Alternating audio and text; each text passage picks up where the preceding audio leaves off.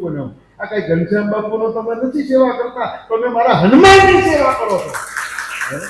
આ ઘનશ્યામ બાપુની ને, ઘનશ્યામ બાપુ તો બારડામાં બોઘરું લઈ જાય તો લોટ બોઘરું અધૂરું રહે, ઈ ઘનશ્યામ બાપુ.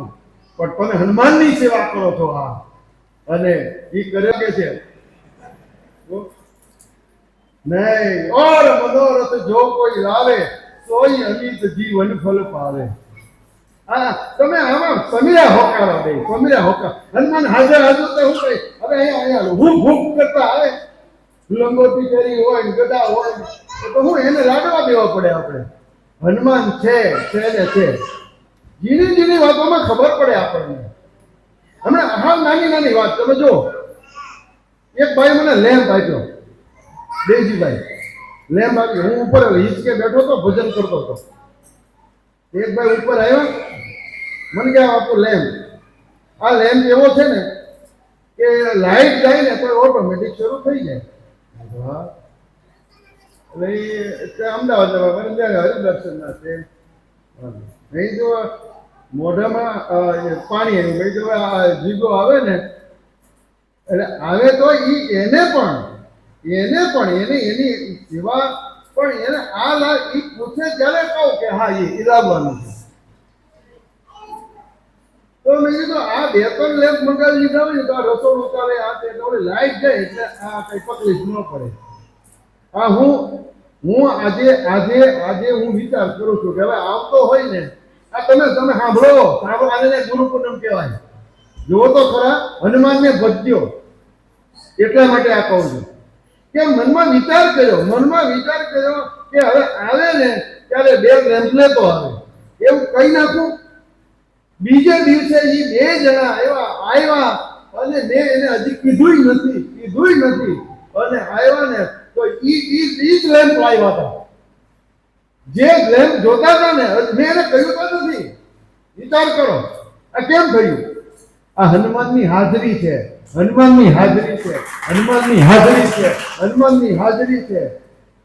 એ બીજો કયો વિશ્વાસ એ જ ભજન છે, પ્રેમ એ જ ભજન છે.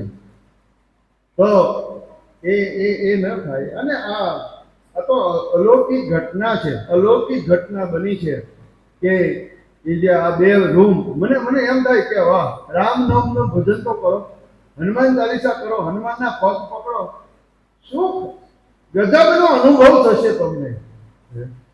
એટલે કોઈને પાસે માંગવું નહીં, કોઈને કહેવું નહીં. અને 8 લાખ ને 80,000 નું આ કરી નાખ્યું, આ કામ થયું. પણ બિલકુલ એવી આખી તમને વાત કરું ને, મૂળથી વાત કરું તો એવું લાગે કે આ દુર્ગમ કાળ જગત કે જેતે સુગમ અનુગ્રહ કુમારે દીધી. એવી કાંઈ મોઢામાંથી બોલ્યા વગર એ થયું છે. તો આવા હનુમાનને ભજો. આ આપણો ગુરુ છે, એટલે એમાં કઈ એવું નતું કે ભાઈ આ બાપાએ માંગ્યું, પણ એ છે ભાવ, તમારો બધાનો ભાવ જ છે. પણ મેં કીધું કે એકલો કરે કોઈ એના કરતા હનુમાન દાદાએ વિચાર કર્યો હતો કે હું લંકામાં જાઉં અને આ બધા જો હમણાં રામ આગળ જશે ને તો વિલા મોઢે જશે. દરિયા કિનારે રીછ વાંદરા બધા હતા. સમુદ્ર પાર લંકામાં હનુમાન સિવાય કોઈ જઈ શકે એમ નથી. તોય હનુમાનજીએ શું કીધું કે તમે અહીંયા રહ્યો, તબ લગી તુમ પર કેવું મોહી બાઈ સહી દુઃખ કંદ મૂળ ફલક આઈ જબ લગી આવો સીત નહીં દેખી હોય કાજ મોહી હરખ લીખી. કે હું કામ કરીને આવું અને પછી અત્યારે તમે જશો ને તો લીલા મોઢે રામ આગળ જશો કે કેમ, તો કે એ કોઈ ગયા છે ને અમે તો એમને માર્યા. એટલે હનુમાન દાદા કે જસ મને એકલાને ન મળે, પણ હું કામ કામ થવાનું છે. અને આપણે જઈએ તો બધાને જસ મળે, મને એકને નહીં. એમ એક જણો એક્ટિવા ન લે એટલે બધાને લેવડાવવાનું થયું. બાકી કોઈ નથી કે કોઈ નો કરતો તો જિંદગીમાં નહીં કહેવાનું. मैंने कभी किसी से मांगा नहीं.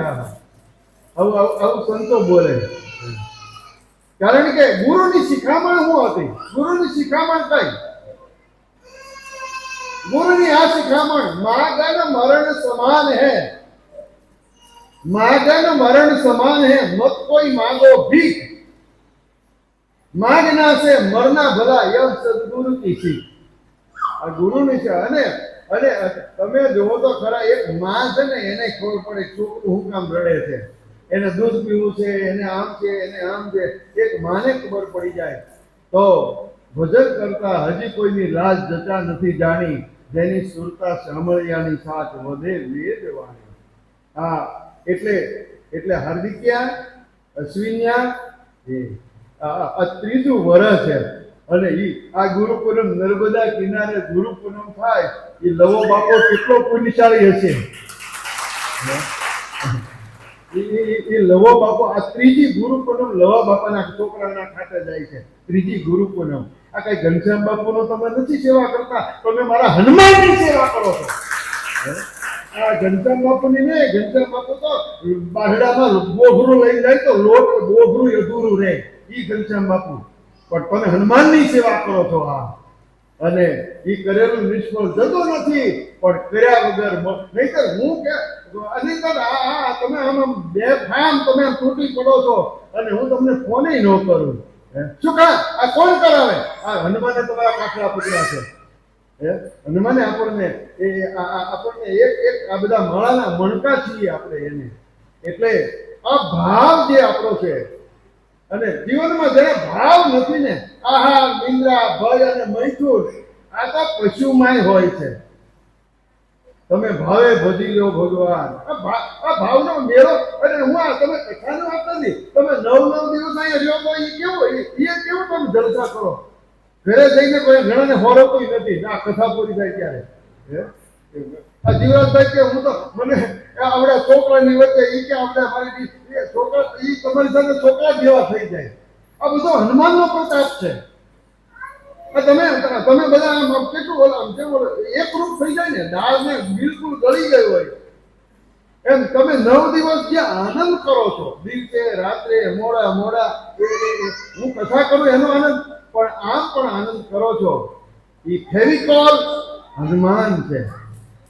હનુમાન દાદા આપણો ચાર્જિંગ થાય, તમે અહીં આવો ને એટલે હનુમાન દાદા આપણામાં આવે છે। અને એટલે જ નહીં તો અત્યારે કોઈનું કોઈ નથી। હોસ્પિટલમાં ખબર કરવા ગયા કે 8 દી થઈ ગયા ને તોય છૂટો થઈને ઘરે જઈને પછી ખબર પડે, એને બધી ખબર હોય, પછી કે ખાલી ફોર્માલિટી, એટલે અમને ખબર હોત તો અમે ટિફિન લઈને ન આવત, પણ ખોટો છો રગે કોઈની ખબર લેવા તૈયાર નથી। આ કોણ આપણને ભેગા કરે? આપણો અને સાધુ છે એ સૂક્ષ્મ રીતે આપે, જગત છે ને સ્થૂળ રૂપમાં આપે। આ મારા ઘઉં, આ મારું તેલ, આ મારો લોટ, આ મારા કપડા, આ મારું તેલ, આ મારું ઘી, આ મારા ચાખાણ, તમારું સ્થૂળ રૂપમાં આવે, પણ અહીંયા મફતનું નથી મળતું। અને રામ બાપા ગોદરિયા રામ બાપા કહેતા આ સંસારીનો ટુકડો એને લાંબા દાંત, ભોજન કરે તો જરે નહીતર કાઢી નાખે આંખ। તો અમારે ભજન કરવાનું છે, ભલે 308 દિવસમાં આપણે દિવાળીએ મળીએ, અત્યારે મળીએ, ક્યારેક વચ્ચે મળીએ, પણ 308 દિવસ મને એમ લાગે કે આ મારા ખાતેદાર છે અને એની મૂડી સલાહ